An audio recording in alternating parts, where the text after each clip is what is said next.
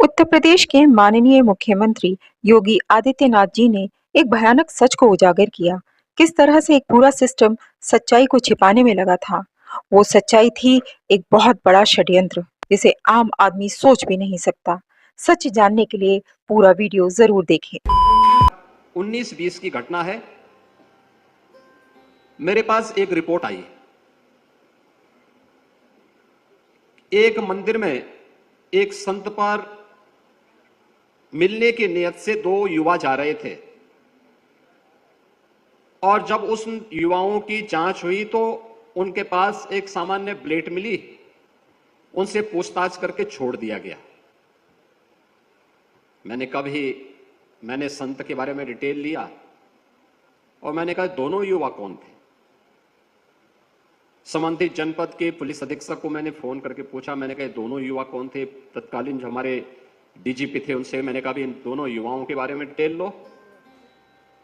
कहा साहब ये दोनों हिंदू युवा थे ऐसा। मैंने कहा देखो मैं ये नहीं पूछ रहा हूं, एक मुझे बताओ कि उनके पास मिला क्या। कहा साहब एक ब्लेड था। मैंने कहा कैसा ब्लेड था। कहा वो सर्जिकल ब्लेड होता है। मैंने कहा सर्जिकल ब्लेड ये डॉक्टर इस्तेमाल करते हैं सर्जरी में, बहुत शार्प होता है। मैंने कहा बहुत छोटा सा होता है, 2 इंच का होगा और 2-2.5 इंच का यह शार्प इंस्ट्रूमेंट इतना खतरनाक होता है कि अगर वह किसी को यहां कट मार दे तो मान के चलिए कि अगले 2-3 मिनट में उसकी डेथ हो जाएगी। तो मैंने कहा इतने खतरनाक इंस्ट्रूमेंट को लेकर के जा रहे हैं और आप उसको हल्केपन से ले रहे हैं। मैंने कहा एक मालूम करें दोनों युवा वास्तव में जिस नाम से जो नाम उन्होंने बताया है ये नाम उन्हीं का है या छद्म नाम है। तो पूछताछ हुई तो उन्होंने पहले अपना नाम उसी जनपद का बताया था। बाद में उसमें से एक युवा ने कहा कि साहब एक उसने अपने दिल्ली का एड्रेस बताया, दूसरे ने हैदराबाद का बताया। मैंने कहा दोनों जगह भी मालूम करो और इनके बारे में डिटेल लो। पुलिस हर बार उन्हें पूछताछ करके छोड़ती थी लेकिन मैं पीछे पड़ा रहा। तीसरे दिन जानकारी मिली कि साहब इन दोनों युवाओं का दिल्ली में बटाला हाउस से किसी एक सज्जन से संबंध है। तो बटाला हाउस का नाम आते ही मैं और चौकन्ना हुआ। मैंने कहा बटाला हाउस ये वही जगह है जहां 2008 में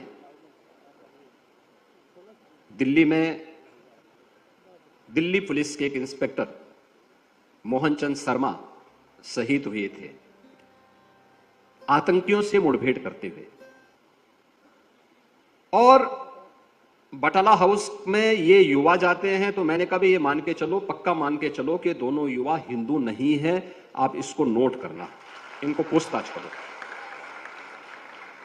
पूछताछ होती है, वे खुल लिए। उन्होंने बता दिया। उन्होंने कहा हाँ साहब हम लोगों के 3 पीढ़ी पहले हमारे पूर्वज इस्लाम स्वीकार कर लिए थे। अब चूंकि 3 पीढ़ी पूर्व हो चुका था तो लेकिन हम लोग फिर भी वे सच बोलने का नहीं, सच तो इनको पकना पड़ेगा। और इसके बाद जब हम लोग उसकी तह में गए तो वह उस सर्जिकल इंस्ट्रूमेंट को लेकर के गए थे एक संत की हत्या करने के लिए। खैर ये कार्रवाई आगे बढ़ी। हम लोगों ने कहा कि भाई ये बटाला हाउस में जिस सज्जन के पास जाते थे, देखो ये वास्तव में सज्जन ही है या कोई दुर्जन है। तो हम लोगों ने उसको बुलाना शुरू किया। एक बार आया तो फिर पुलिस ने छोड़ दिया, दूसरी बार आया फिर छोड़ दिया। मैंने कहा क्यों छोड़ दिया। कहा साहब वो तो एक सामान्य धर्मोपदेश उपदेशक है। मैंने कहा क्या कोई हिंदू संत है क्या। कहा नहीं साहब। मैंने कहा उसका पूरा नाम। तो नाम भी उसका बड़ा अजीब था। तो मैं भौचक था कि सही नाम और सही तथ्यों को सबके सामने क्यों नहीं रखा जा रहा है। उसके बाद फिर हमने जब सख्ती से इस पे कार्रवाई आगे बढ़ाई तो हमने कहा भी उसके ऑफिस में जाकर के